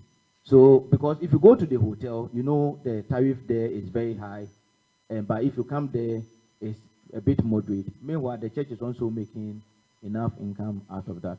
So that is another area that we can also look at. Then, there are a lot of money that is moving around now. I'm sure all of us have heard about sustainability principles and what have you. There are a lot more international organizations that are willing to support businesses and organizations that want to promote green agenda. Can we look at, I believe my Lord Bishop, I'm sure as a church we may have a huge land sitting somewhere. If we don't have, probably maybe the time that we need to get, we should be thinking about that. Rubber plantation, where we find ourselves. If you want to go into rubber plantation, I can assure you that as a church wanting to do that, it is something that we are likely to get other organizations to put money into it. They will make sure that you put it into the planting. So your initial capital outlay requirement will not be as significant as if you have to raise money alone from the bank to do this. I will not advise you to come to a bank to come and take a loan that you are going to do rubber plantation. It will take you 10 to 15, about 5 years before you start harvesting. 7 before it starts harvesting. Now, if you look at Ghana interest rate, that is around 30%, 40% now. Even if you decide to do a concession of 25%, so every 4 years you double the loan. So really, it's not feasible for you to go into that as a loan. But it is something that I believe is very profitable. I know that recently I watched a video of the Marons brothers who are actually in Spain now cutting some of the tree plantation that they have done to support their founding activities. So if some years ago others have not done that plantation, I'm not too sure how the Marons brothers by now probably will be financing their operations. So I've spoken about the funeral home. The way I mentioned it, if you are not careful, the point will be lost on us. As a church, we know that there's a lot of value that is coming into that space. But let's think about, have a picture of the church having an area that you have a morgue, a private morgue, that you have put up a decent accommodation, that you have put up offices within the morgue, that you have put up 2 chapels, because we are Catholics. The Catholics can have ours, and the non-Catholics can have theirs.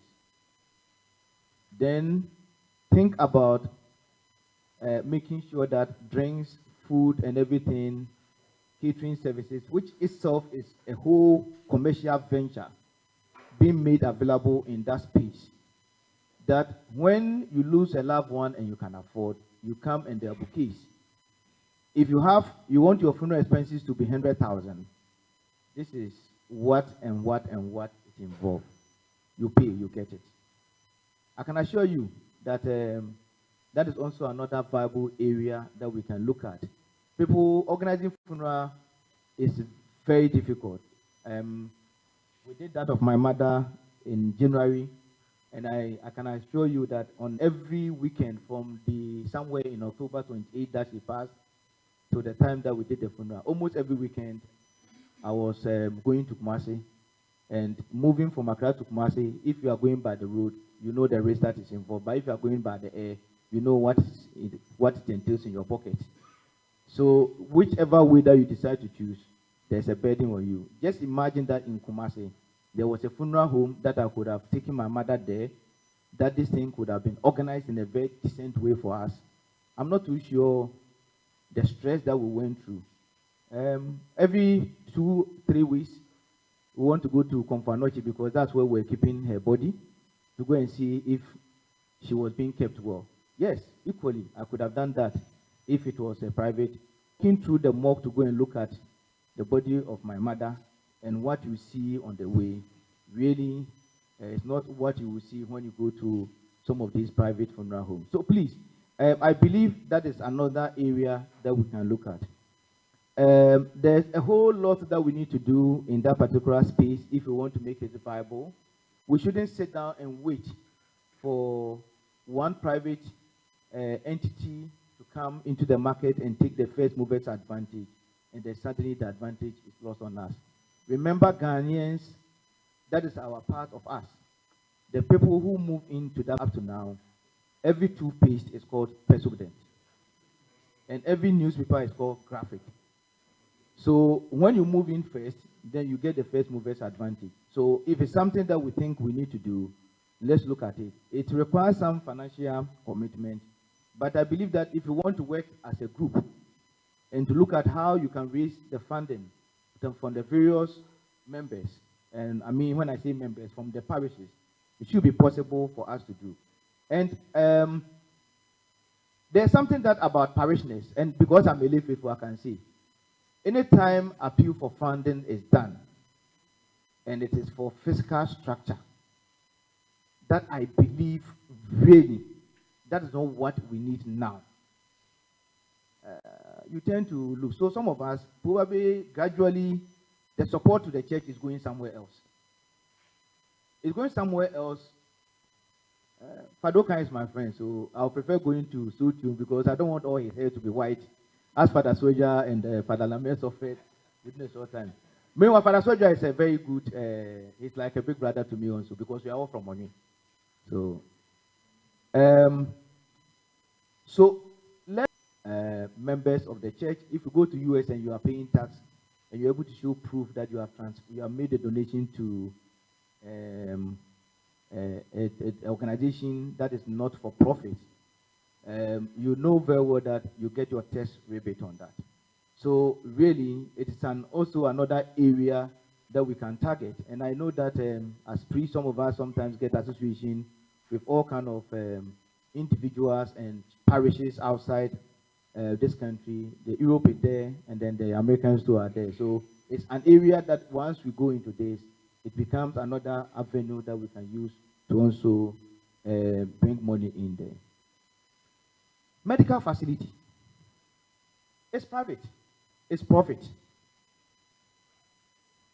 I know that we have the one that we have done here for the children, which is very good. But what is the level of that we can look at possibility of going another private commercial one that is also charging the right rate and returns that we have to charge and run it properly? And remember that you are having priests that will also have medical needs that they can also be subsidized at that end. Can we look at that?